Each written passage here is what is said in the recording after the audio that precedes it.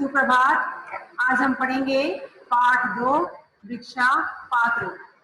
भिक्षा का मतलब होता है भीख और पात्र का मतलब होता है कटोरा। भीख का कटोरा।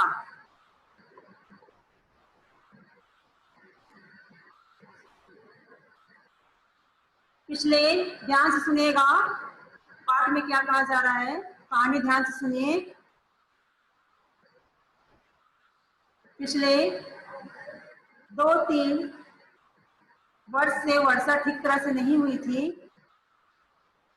भयंकर सूखा पड़ा हुआ था, धरती सूख गई थी, दरारें पड़ गई थी, पेड़ पौधे भी सूख गए थे और पशु पक्षी जो हैं वो प्यास से व्याकुल थे क्योंकि बारिश नहीं हो रही थी। पक्षियों का कलरव भी कम ही सुनाई पड़ता था। पक्षी जो दिन भर आवाज सुनाई पड़ती है, उनकी आवाजें भी कम सुनाई पड़ रही थी। ना जाने भूखे प्यासे वो कहाँ पर दुबक कर बैठे थे। नगर में अकाल पड़ा था। जिसके पास थोड़ा सा अन्न था वो उसे छिपा करके रखे हुए थे। प्रजा में हाहाकार मचा था। गौतम बुद्ध से जन जन की परेशानी देखी नहीं गई। उन्होंने अपने शिष्यों को इकट्ठा किया और नगर के धनी भक्तजनों को बुला भेजा। 2-3 वर्षों से वर्षा न होने के कारण, ध्यान से सुनिए, 2-3 वर्षों से वर्षा न होने के कारण सूखा पड़ा हुआ था। धरती भी सूखी पड़ी हुई थी, धरती पे दरारें पड़ गई थी, पेड़ पौधे सूख गए थे, पशु पक्षी व्याकुल थे, उनकी आवाजें भी कम सुनाई पड़ रही थी और वो कहीं दुबक कर बैठ गए थे। नगर में अकाल पड़ा हुआ था। जिसके पास थोड़ा बहुत धन था वो उसे छिपा करके रख लिए थे। पूरी प्रजा में हाहाकार मच गई थी। गौतम बुद्ध ये सब देख रहे थे। उनको लोगों की परेशानी देखी नहीं गई। उन्होंने अपने शिष्यों को बुलाया, इकट्ठा किया और बोला कि जाकर के नगर में जितने भी धनी भक्तजन हैं उनको बुला करके लाओ। विनम्र स्वर में बुद्ध ने प्रश्न किया, प्रियजनों, जब पूरे भक्तजन आ गए, धनी लोग आ गए, तो बुद्ध उनसे बोल रहे हैं, विनम्र स्वर में बोल रहे हैं कि प्रियजनों बोलो, भूखी प्रजा को अन्न देने के लिए तुम में से कौन कौन तैयार है। जो भूखी प्रजा है उनको अन्न देने के लिए तुम में से कौन कौन तैयार है। महात्मा बुद्ध के वचन सुन रत्नाकर सेठ का माथा लज्जा से झुक गया। महात्मा बुद्ध के वचन को सुन करके जो रत्नाकर सेठ था वो सिर नीचे कर लिया और हाथ जोड़कर बोला, भगवान, इतने बड़े नगर के हर प्राणी तक अनाज पहुंचाना मेरे वश की बात नहीं है। इतने बड़े नगर के हर प्राणी तक अनाज पहुंचाना मेरे वश की बात नहीं है। तथागत ने अपनी दृष्टि घुमाई कि तथागत दूसरी तरफ पलट करके देखे। महात्मा बुद्ध दूसरी तरफ पलट करके देखे। उनकी नजर सेनापति जयसेन पर पड़ी। जयसेन ने कहा, तथागत, प्राण देने से यदि जनता को अन्न प्राप्त हो जाए तो मैं पल भर में तैयार हूँ। अगर मुझे अपनी जान देना पड़े, मेरी जान दे करके अगर लोगों को अन्न प्राप्त हो जाता है तो मैं तुरंत देने के लिए तैयार हूँ। लेकिन मेरे घर में इतना अनाज नहीं है कि मैं नगर के लोगों का पेट भर सकूं। तभी धनी धर्मपाल बोल उठा, भगवान, मैं तो पहले से ही भाग्य का मारा हूँ। वर्षा न होने से मेरे सब खेत सूख गए हैं। वर्षा ठीक से नहीं हुई है करके मेरे जितने भी खेत हैं सब सूख गए हैं। बीज के लिए रखे अनाज से किसी तरह मैं परिवार को आधा पेट खिला पा रहा हूँ। मैंने जो बीज बोने के लिए अनाज बचा करके रखा है उसी से मेरे परिवार का पेट भर रहा है, वो भी आधा पेट मैं उन्हें खिला पा रहा हूँ। मुझे तो एक चिंता और भी है कि मैं इस साल मैं राज्य का कर कैसे चुका पाऊंगा। सभी एक दूसरे का मुंह देख रहे थे। सब एक दूसरे का मुंह देखने लग गए कि कौन मदद करेगा, कौन मदद करेगा। लेकिन कोई भी आगे नहीं आया। तभी भीड़ में से अचानक एक युवती आई। एक स्त्री सामने उठ करके आई और वो जो स्त्री थी वो भगवान तथागत बुद्ध के प्रिय शिष्य अनाथ पिंडत की बेटी सुप्रिया थी। वह दुखी लग रही थी। आंखों से बहते अश्रु पोंछकर उसने बुद्ध देव के चरण छुए और मीठे स्वर में बोली, भगवान। जब कोई भी सामने नहीं आया, गांव के लोगों, नगर के लोगों की मदद करने के लिए धनी लोगों में से जब कोई भी सामने निकल करके नहीं आया, तभी अचानक एक युवती वहां पर भीड़ में से निकल करके आई और वह युवती भगवान तथागत के शिष्य अनाथ पिंडत की बेटी थी और उसका नाम था सुप्रिया। वह बहुत दुखी लग रही थी। उसके आंखों से आंसू बह रहे थे। उसने बुद्ध देव के चरण छुए और मीठे स्वर में बोली, भगवान, यह तुच्छ सेविका आपकी आज्ञा का पालन करेगी। मीठे स्वर में बोली, भगवान, मैं आपकी आज्ञा का पालन करने के लिए तैयार हूँ। अन्न की कमी के कारण जो लोग बेहाल हैं, वे सब मुझे अपनी संतान लग रहे हैं। अन्न की कमी के कारण जो लोग बेहाल हैं, परेशान हैं, वो सब मुझे अपने बच्चे नजर आ रहे हैं। नगर के हर आंगन में अनाज पहुंचाने का भार मैं लेती हूँ। नगर के हर आंगन में अनाज पहुंचाने की जिम्मेदारी मैं लेती हूँ। सभी आश्चर्यचकित रह गए। सभी आश्चर्यचकित होकर के देखने लग गए कि यह स्त्री जो बहुत गरीब है, भिखारी है, भीख मांग करके अपना पेट भरती है, दुखी है, ये कैसे लोगों की मदद करेगी। सभी लोग जितने वहां पे थे सब आश्चर्यचकित होकर के सुप्रिया को देखने लग गए। भला एक स्त्री इतने बड़े नगर के वासियों का पेट कैसे भरेगी। सभी बोल रहे हैं कि एक स्त्री है, इतने बड़े नगर, बहुत बड़ा नगर है, वहां रहने वाले बहुत सारे लोग हैं, तो उन लोगों का पेट कैसे भरेगी। खुद तो भीख मांग मांग करके अपना पेट भरती है। वहां पे जो लोग थे, उपस्थित थे, कुछ तो मन ही मन हंसने लगे उसको देख करके, कुछ उसके ऊपर क्रोधित हो गए, चिल्ला चिल्ला के बात करने लग गए, कुछ सुप्रिया को पागल कहने लग गए और किसी ने कठोर आवाज में ताना कसा। किसी ने उसे ताना भी कसा कि खुद को तो दाने दाने का अभाव है, फिर इतना बड़ा काम अपने सिर कैसे ले रही है। किसी ने कठोर आवाज में ताना कसा, उसे सुनाया। बोला जा रहा है कि खुद तो दाने दाने का अभाव है, खुद तो दाने दाने के लिए मोहताज है, फिर इतना बड़ा काम अपने सिर कैसे ले रही है। तेरे घर में क्या भंडार भरे पड़े हैं। बोल रहे हैं, हम लोग ताना कस रहे हैं कि क्या तेरे घर में भंडार भरे पड़े हैं जो तू नगर के लोगों की मदद करने आई है। सुप्रिया सबके सामने सिर झुकाकर बोली। सुप्रिया सबके सामने सिर झुकाकर के बोली कि मेरे पास और कुछ नहीं, केवल भिक्षा के रूप में एक कटोरा है। सुप्रिया सबकी बातों को ध्यान से सुना। उसने किसी के बातों का उत्तर देना ठीक नहीं समझा और सिर झुका करके कह रही है कि मेरे पास और कुछ नहीं, केवल भिक्षा के रूप में यह कटोरा है। मैं सबसे निर्धन हूँ, इसलिए मुझे मांगने में कोई लज्जा नहीं है। मैं सबसे निर्धन हूँ, इसलिए मैं भीख मांग सकती हूँ। मेरे को भीख मांगने में किसी प्रकार का कोई भी शर्म नहीं आता, कोई भी शर्म नहीं है। मैं भीख मांग सकती हूँ क्योंकि मैं बहुत ही निर्धन हूँ। हे परिजनों, आपकी दया के बल पर ही भगवान बुद्ध की आज्ञा पूरी होगी।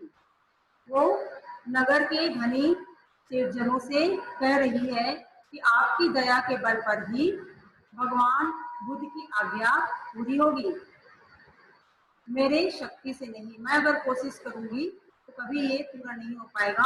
अगर आप लोग मेरे ऊपर कृपा करेंगे, दया करेंगे, तो मैं भगवान बुद्ध की आज्ञा पूरी कर पाऊंगी। मेरा भंडार तो आप सबके घरों में भरा पड़ा है। अगर आप अपने भंडार में से मुझे भीख देंगे, भिक्षा में अनाज देंगे, तभी मैं आगे कुछ कर पाऊंगी। आप दया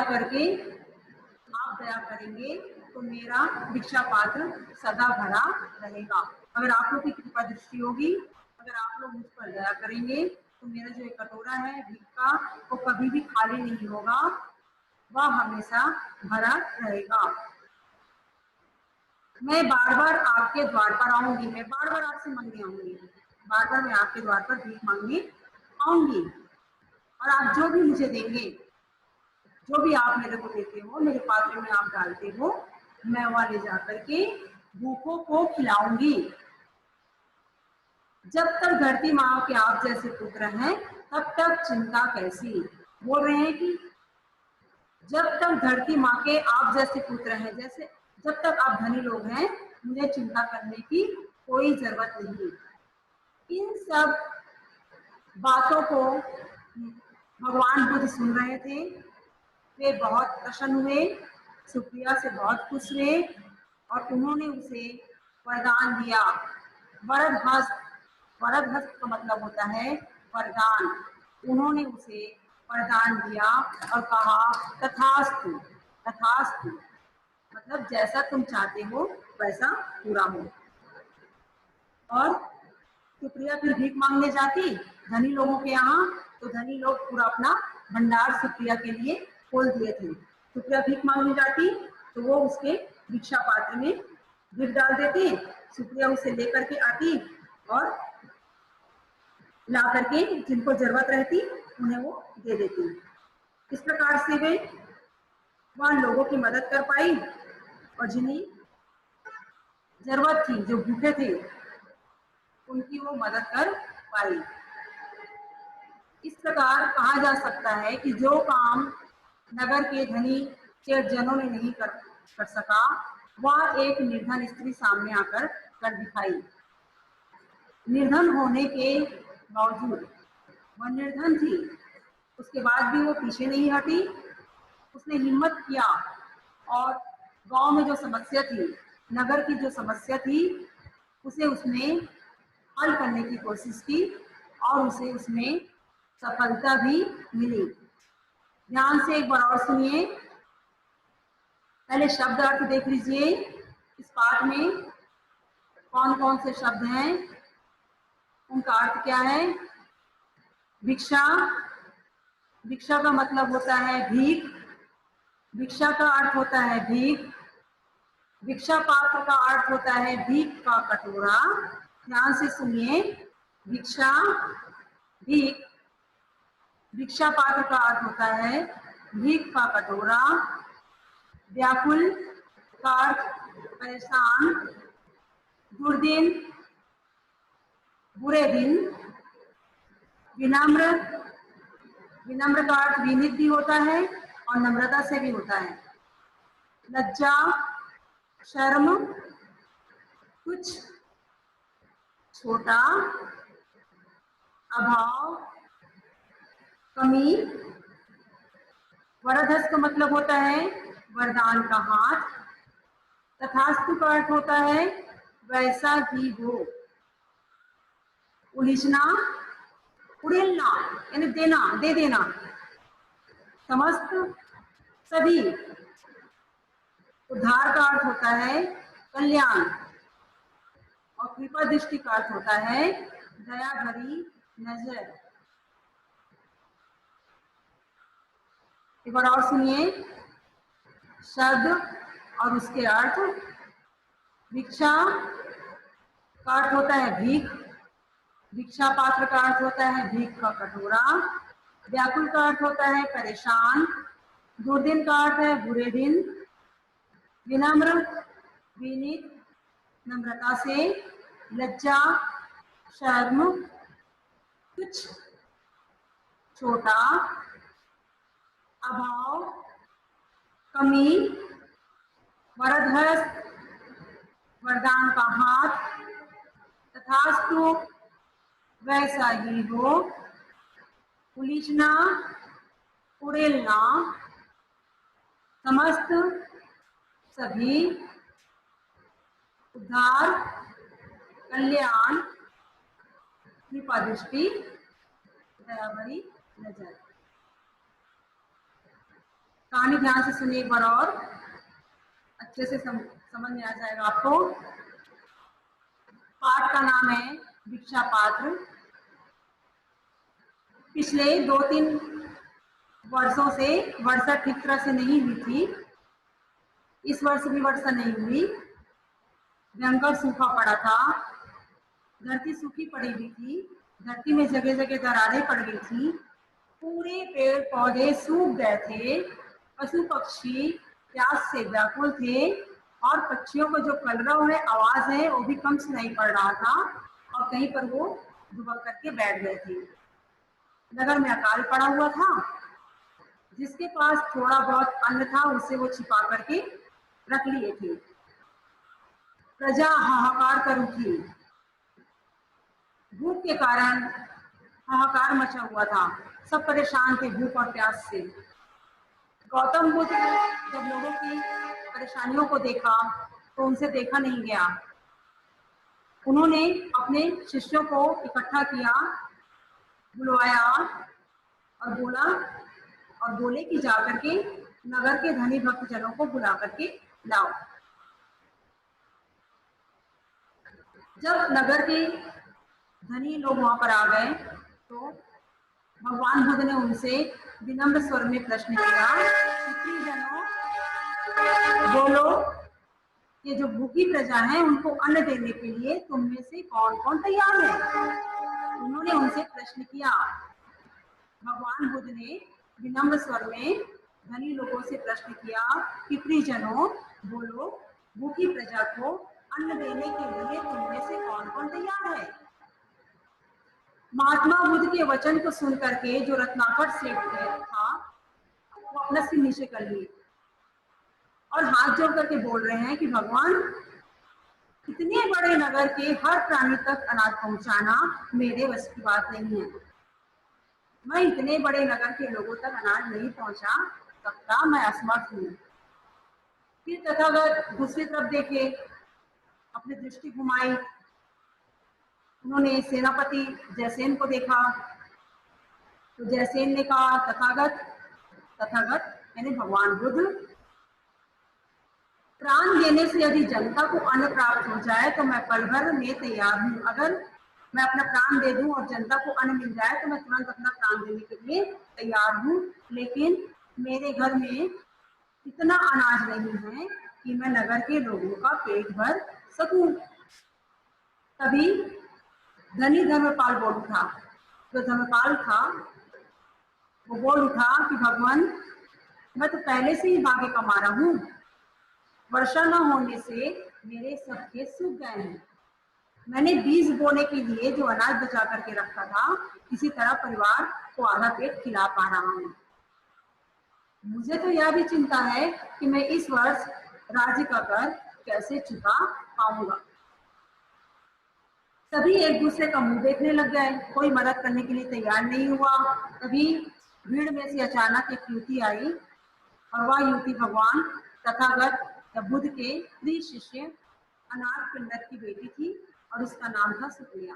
वो सामने आई निकल करके और उसने कहा, वो बहुत दुखी थी, उसके आंखों से आंसू बह रहे थे, जिसे उसने पोंछा और पोंछ करके बुद्ध देव के चरण छुए, प्रणाम किया उन्हें और प्रणाम करने के बाद कहा, मीठे स्वर में बोले कि भगवान, यह तुच्छ सेविका आपकी आज्ञा का पालन करेगी। मैं यह कार्य करने की जिम्मेदारी लेती हूँ, मैं नगर के वासियों तक अनाज पहुंचाने का भार लेती हूँ।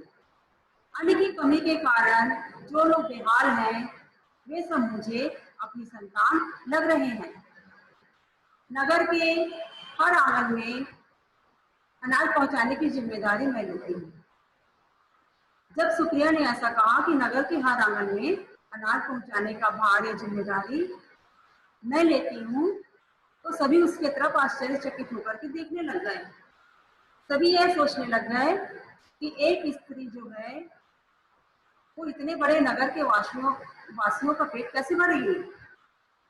सब उसको देख करके हंसने लग गए, कुछ लोग मन ही मन हंसने लग गए, कुछ उसके ऊपर क्रोधित होने लग गए, कुछ उसको पागल कहने लग गए कि पागल हो गई है सुप्रिया, और किसी ने उसे ताना भी कसा। किसी ने कठोर आवाज में ताना कसा कि खुद को तो दाने दाने का अभाव है, फिर इतना बड़ा काम अपने सिर पैसे ले रही है, तेरे घर में क्या भंडार भरे पड़े हैं। कुछ लोग उसको ताना कस रहे हैं कि खुद तो दाने दाने का अभाव है खुद के घर में, दूसरे के ऊपर निर्भर है। फिर ये कैसे लोगों के यहाँ अनाज पहुंचाएगी। सुप्रिया ने किसी के प्रश्न का उत्तर देना ठीक ना समझा। वह सबके सामने सिर झुकाकर बोली, मेरे पास और कुछ नहीं है, केवल भिक्षा के रूप में यह कटोरा है। मैं सबसे गरीब हूँ, सबसे निर्धन हूँ, इसलिए मुझे मांगने में कोई लज्जा नहीं। हे प्रियजनों, आपकी दया के बल पर ही भगवान बुद्ध की आज्ञा पूरी होगी। वो धनी व्यक्तियों से कह रही है कि अगर आपकी दया होगी मुझ पर तो मैं भगवान बुद्ध की आज्ञा को जरूर पूरा करूंगी, अपनी शक्ति से नहीं कर पाऊंगी। मेरा भंडार तो आप सबके घरों में भरा पड़ा है। अगर आप दया करेंगे तो मेरा भिक्षा पात्र सदा भरा रहेगा। अगर आप मुझ पर दया करोगे, आप मुझे दान करोगे, अनाज दोगे, तो मेरा जो ये पात्र है वो सदा भरा रहेगा। सुप्रिया कह रही है कि मैं बार बार आपके द्वार पर आऊंगी, मैं बार बार आपके यहाँ मांगने आऊंगी, मैं बार बार आपसे भीख मांगने आऊंगी, अनाज मांगने आऊंगी, और आप जो कुछ भी मुझे आप दोगे वह मैं भूखों को ले जाकर के खिलाऊंगी। जब तक धरती माँ के आप जैसे पुत्र हैं तब तक मुझे चिंता कैसी। जब तक आप जैसे धनवान लोग हैं धरती पर, मुझे चिंता करने की जरूरत नहीं। महात्मा बुद्ध ने मधुर मुस्कान के साथ अपना वरद हस्त आशीर्वाद के रूप में रखा और बोले, तथास्तु, तुम्हारा निश्चय पूरा हो। महात्मा बुद्ध ये सब बातें सुन रहे थे, वो बहुत खुश हुए और मुस्कुराए, और उन्होंने अपना वरद हस्त, वरदान का हाथ सुप्रिया के सिर पर रखा, आशीर्वाद के रूप में सुप्रिया के सिर पर रखा और बोले, तथास्तु, तुम्हारा निश्चय पूरा हो। मतलब जो तुमने सोचा है करने के लिए वह पूरा हो। धनी सेठों ने अपने भंडार सुप्रिया के भिक्षा पात्र में उलीच दिए। सुप्रिया धनी सेठों के यहाँ जाती तो वो अपना अनाज निकाल करके उसके पात्र में डाल देते। पात्र जो है वो हमेशा भरे रहने लगा। समस्त नगरवासियों का उद्धार हो गया। किसी अकाल पीड़ित को भूखा नहीं रहना पड़ा। उधर वर्षा ने भी कृपा दृष्टि की और धरती की प्यास बुझाई। वर्षा भी होने लग गया, धरती भी हरी भरी हो गई, खेत हरे भरे हो गए, लहलहाने लग गए, और सभी के यहाँ फिर से भंडार भर गए। कविता का अर्थ भिक्षा, भीख, भिक्षा पात्र, भीख का कटोरा, व्याकुल, परेशान, दुर्दिन, बुरे दिन, विनम्र, विनीत, नम्रता से, लज्जा, शर्म, कुछ, छोटा, अभाव, कमी, वरद हस्त, वरदान का हाथ, तथास्तु, वैसा ही हो, उलीझना, उड़ेलना, समस्त सभी उद्धार, कल्याण, कृपा दृष्टि, दया।